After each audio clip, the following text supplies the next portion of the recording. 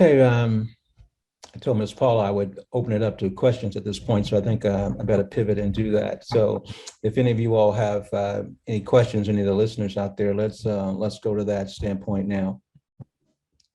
We have a couple of questions, Dr. K. I'll read them from Lauren Okay. Brown. Her question is, what do you see as the common strengths of all entrepreneur support programs, the greatest challenges for those programs? So maybe Mike or Shelby can address that. Sure, I'll lead off. One of the things I think I've noticed as a common strength is, there's been a great awareness and awakening in terms of diversity, equity, inclusion, and entrepreneurship that I've seen over the last, probably concentrated over the last 6 or 7 years. Certainly wasn't here when I started at university back in 2013. And I think that is the roots of all the collaboration that happens between entrepreneurial support systems. These things are typically very siloed across the community and don't always work well together because usually competing for the same funding, et cetera. But I think that that piece, that the egregious inequities that we know are in our community around entrepreneurship is sort of a flag in the sand that we can all rally around. And it provides a source of strength in terms of unity and collaboration, in terms of what we're trying to accomplish as a community in entrepreneurship. And I think that helps us really provide fertile ground for entrepreneurs in Memphis, and especially for Black entrepreneurs. And in terms of greatest challenges, it is the poverty level here. It's and connecting those that are in poverty into these support programs, because it's really easy to create success stories from Black middle class Americans. It's much more challenging when you have people that don't necessarily have access to the internet. They have transportation issues, and there are a variety of other challenges that they have that are not simple to overcome. And sometimes these are problems that take generations to solve, and not everybody has that kind of time. And I don't think anyone has the answer yet, but we're all still working in that direction. Ms. Paula, why don't you repeat the question and then give Ms. Shelby a chance to respond to it?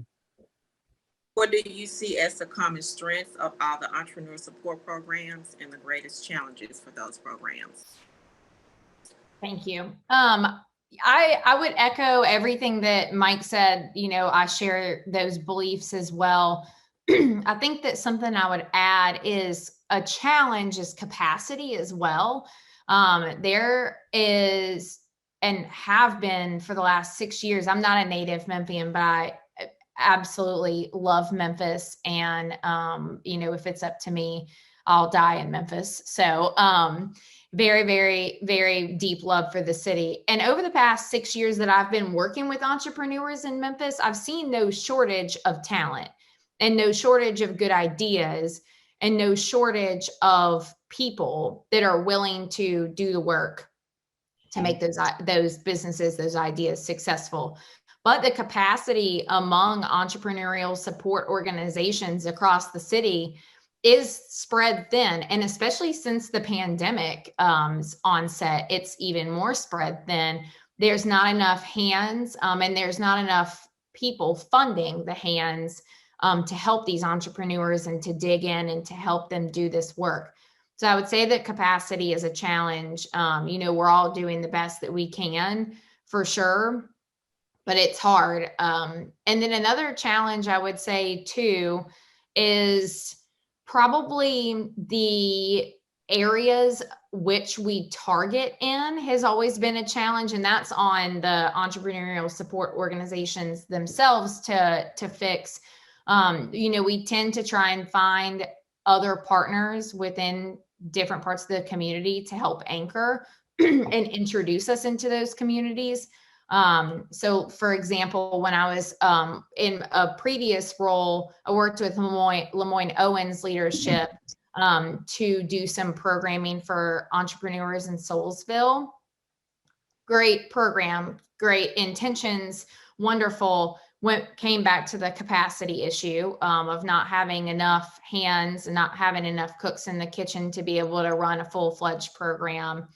But also, yeah, just being able to see other areas, see other partners in the city that might be able to help and might have entrepreneurial ideas of their own that they don't realize are entrepreneurial.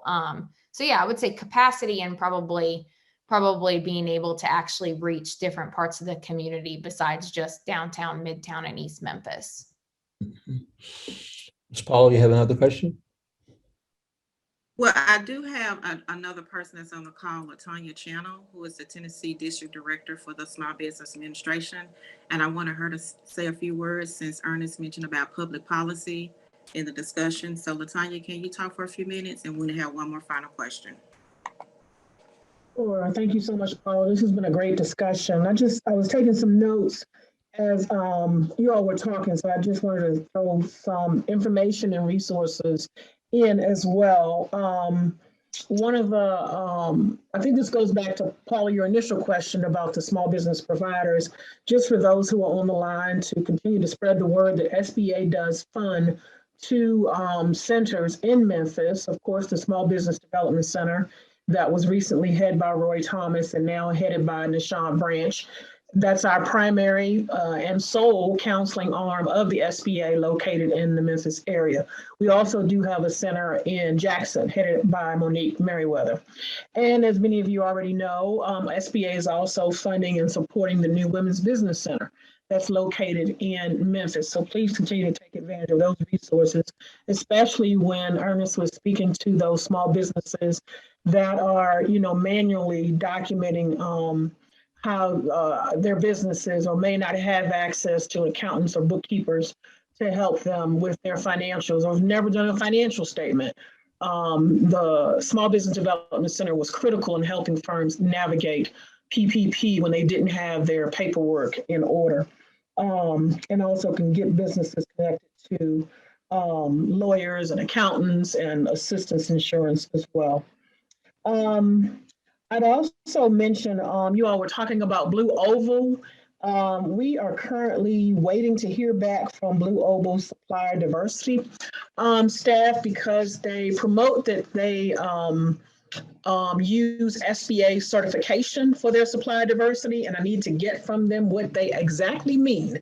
So we'll be getting some more information out to you as soon as we get it directly from Ford. But I also want to mention, please don't forget that beyond the initial construction and infrastructure that has to be built for the Blue Oval project, there is long-lasting, sustainable work that will be needed and from suppliers for Blue Oval. And I think pressure still needs to continue, as Ernest mentioned, being put on Blue Oval, on Ford in particular, that Black-owned businesses and minority-owned businesses and small businesses need to have that continued access long-term for parts, supplies, marketing needs, equipment. The number of businesses are going to be built up surrounding that project that are not for businesses that will be providing those supplies and services. There's a great opportunity there, and pressure needs to be maintained. And I know State Rep Karen Kemper is also working hard on this initiative as well. And then one final thing, I heard someone mention about government contracts and that there are such low margins in government contracts. And once you get it, you make such a low profit and then you go to the next one. I have to touch on that a little bit because I remember talking to a successful federal government contractor a few years ago, and she said, yes, there are low margins, but the big difference is there's low margins with consistent work over a long period of time. So you have to know how to navigate that. Landis, our newest 8A firm in Memphis, we're looking forward to her continued success. I highly recommend that those of you who don't know Alfred Washington, one of the most successful 8A companies in the country, he knew nothing about federal government contracting when he got into the 8A program and has now grown to have nationwide contracts. Again, maybe low margins, but it's that consistent work over a long period of time once you get into that federal government contracting arena. So again, just, when it comes to SBA, it's more than PPP, it's more than EIDL, and we've been trying our darndest to do webinars and trainings to let the community know what else SBA provides, and we're going to ramp that up even more. So stay tuned with some cohorts that we're going to be doing or continuing, because we started those during the pandemic. We piloted to help businesses with the basics of getting your paperwork in order. So the next time there's anything connected to a PPP, your paperwork's are already in order or similar to a PPP. Or when you're ready to jump into the area of government contracting, we want your paperwork to be in order. And then we also connect you with who those SBA lenders are that can provide you that capital that you may need. And then we take you on this journey of whether or not you're ready for federal government contracting. So just stay tuned for more. And I feel like I'm rambling, but just remember that SBA is more than PPP and EIDL, and there's lots of resources. And your first source of getting tapped into SBA is connecting with the Small Business Development Center, located right in Memphis, as well as the Women's Business Center. Great. Thank you, Paula. Ms. Paula, we're down So have one toward the end. Do we have time for that other question, or should we be wrapping up? We're going to wrap up, and then we're going to close out with the answer to this question, because this kind of ties into everything that we've been talking about. So I want to thank the panelists and Dr. K, everyone, for participating today. But this question is for Mr. McGee. What is the best way to use real estate investment as a strategy for wealth creation? Speak about wholesaling, buy, flip, and hold, and passive investing. And this may be a long answer, but if you could just give us a little bit of information as we wrap up today. Yeah, so I'm gonna try to make it real short and sweet. Memphis is in a growth spurt because all the major cities around us have went up. So, and we're still a lot cheaper than most cities. So if you buy real estate, you will benefit from the inflation.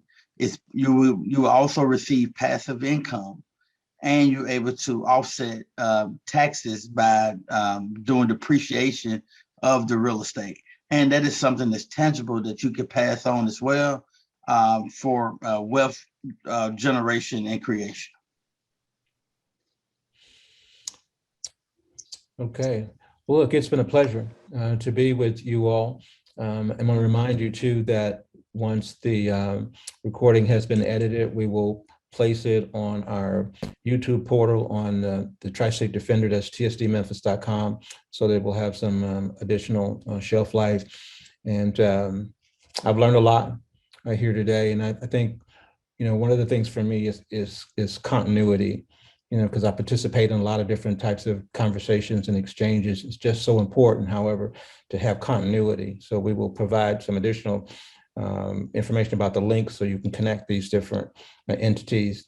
But also, I just invite everybody to stay open for the great leap forward. I know these things involve processes and things of that sort, but I guess it's just because I'm an old Baptist minister's son, I just believe that it's possible to have just a gigantic, almost straight up growth kind of situation, but it's a mindset shift that you have to get to.